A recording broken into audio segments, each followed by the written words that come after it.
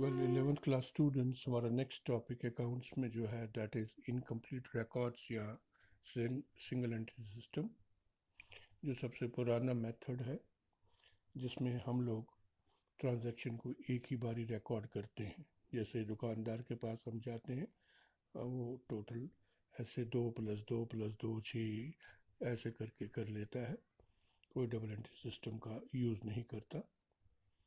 तो जहाँ तक ताल्लुक है इनकम्प्लीट रिकॉर्ड्स का या सिंगल एंट्री सिस्टम का, ये ट्रांजैक्शन को एक इनकम्प्लीट, इनएक्यूरेट और अनसाइंटिफिक वे से रिकॉर्ड किया जाता है। इसमें ये प्योर सिस्टम भी हो सकता है, सिंपल भी हो सकता है और कॉजी भी हो सकता है।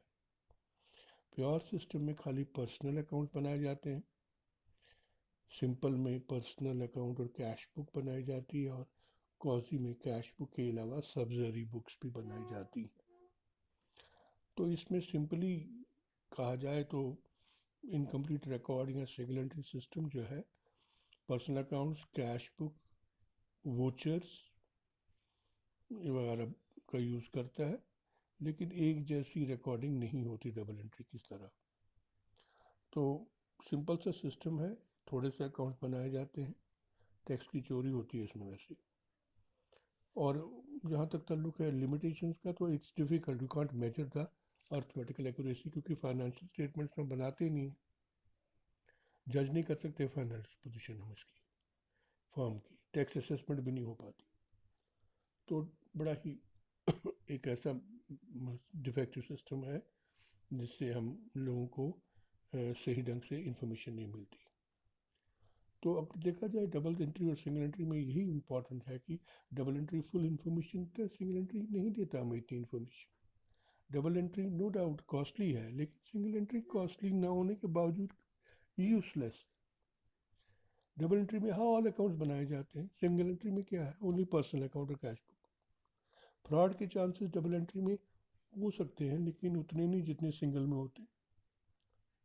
डबल एंट्री सिस्टम जो है सीक्रेसी मेंटेन करता है, लेकिन सिंगल एंट्री में पता नहीं चलता सीक्रेट किसका रखना है। ट्रू प्रॉफिट एंड लॉस या ट्रू फाइनेंशियल पोजीशन जो है वो डबल एंट्री सिस्टम शो करता है, चाहे वो पोजीशन स्टेटमेंट बना के या चाहे वो इनकम स्टेटमेंट बना के। But this is not the case in the single entry system. अब इसमें आप कोई भी चीज़ ऐसी नहीं बना पाओगे जो टू द पॉइंट हो। तो इसमें बनता है स्टेटमेंट ऑफ प्रॉफिट और लॉस।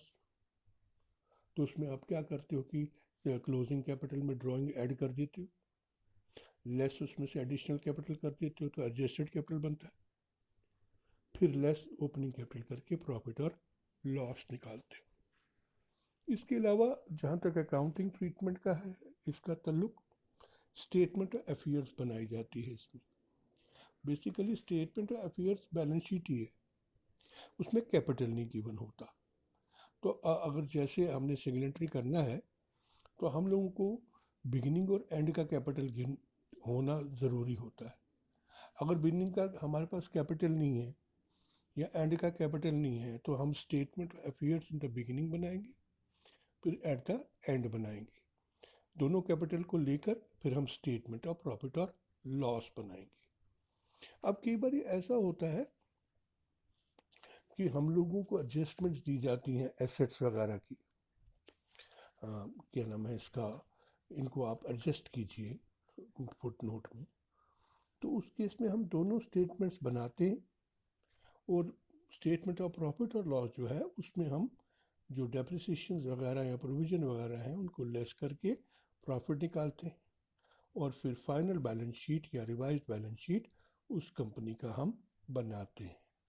तो दिस इज कैसे काम करता है सिंगल एंट्री सिस्टम। इसके अलावा सिंगल एंट्री को डबल एंट्री में भी हम कन्वर्ट कर सकते हैं, उसके लिए कन्वर्जन सिस्टम का यूज़ किया जाता है।